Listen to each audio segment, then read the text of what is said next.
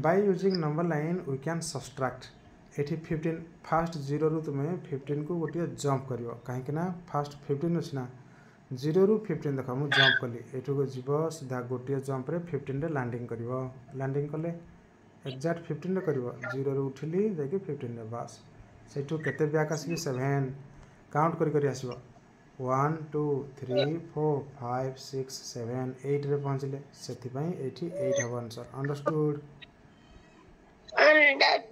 yes एमती सब करि परिबो नंबर लाइन बुझि परलो सब्ट्रैक्शन